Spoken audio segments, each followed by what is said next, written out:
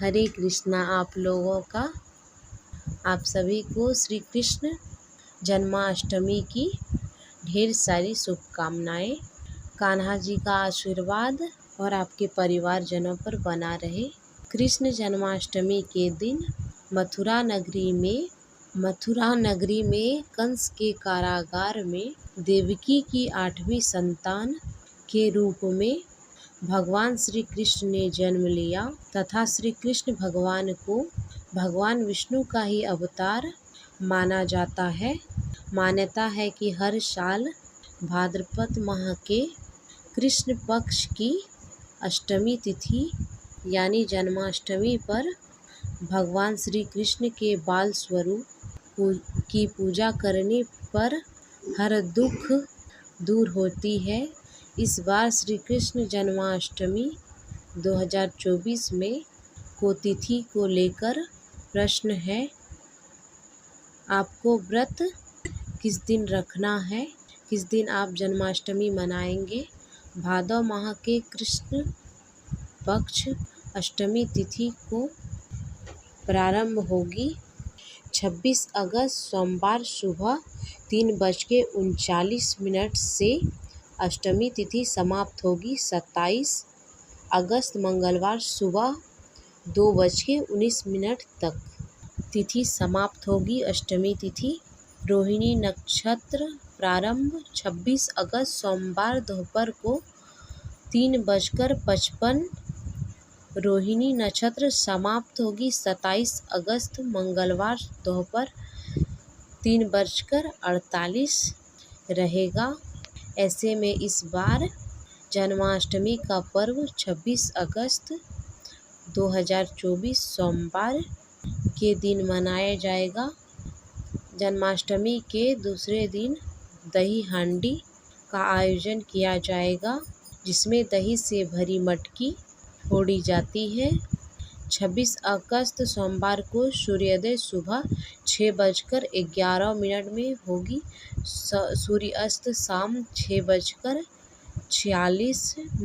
ब्रह्म मुहूर्त सुबह 4:34 से 5:22। अभिजीत मुहूर्त दोपहर 12:03 से 12:53 तक। अमृत काल दोपहर 1:36 से 3:09 तक। राहु काल सुबह 7:30 बजे से 9 बजे तक रहेगा। अब जानते हैं कि जन्माष्टमी का पूजा का शुभ मुहूर्त क्या रहेगा। 26 अगस्त सोमवार को मध्य रात 12 बजे से 12:45 तक। इसलिए इस बार आपको भगवान श्री कृष्ण की पूजा के लिए 45 मिनट का समय मिलेगा। इस समय में आप भगवान श्री कृष्ण का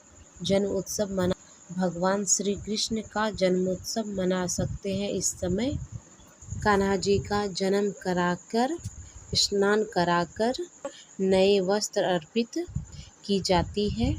नए वस्त्र के अलावा उन्हें श्रृंगार किया जाता है। भगवान को फलों का भोग लगाया जाता है और इस दिन 56 भोग मध्यरात्रि में जन्म उत्सव के बाद लगा सकते हैं। व्रत का पारना अगले दिन 22 अगस्त मंगलवार को सुबह 6:11 से 11 बजे तक के बीच में आप पारण कर सकते हैं। जन्माष्टमी के दिन भगवान श्री कृष्ण को पंचरी का भोग लगाने से जीवन में सुख समृद्धि बनी रहती है। इस दिन भगवान श्री कृष्ण को विशेष रूप से धनिया की पंजरी का भोग लगाया जाता है। जन्माष्टमी के दिन सुबह जल्दी उठकर स्नान करके सभी देवी देवताओं को प्रणाम करके व्रत संकल्प लिया जाता है। मध्याह्न के समय यानी दोपहर के बाद देवकी जी के लिए प्रस्तुति के लिए गृह बनाए जाते हैं, यानी कि छोटा सा कमरा तैयार किया जाता है। यह छोटी सी जगह तैयार की जाती है जहाँ पर भगवान श्री कृष्ण को जन्म दिया था। इसके लिए आप काले तिलों का जल छिड़के शुभ कलश एक घर में बिछौना बिछाकर शुभ कलश की स्थापना करें। इस दिन ध्यान रखें, भगवान श्री कृष्ण के साथ साथ माता देवकी की भी पूजा करनी चाहिए। इसके बाद माता देवकी और कृष्ण भगवान का पूजन करें। दिन भर उपवास रखें। ध्यान रखें, इस व्रत में अनाज का उपयोग नहीं किया जाता है, केवल फलाहार ग्रहण किया जाता है।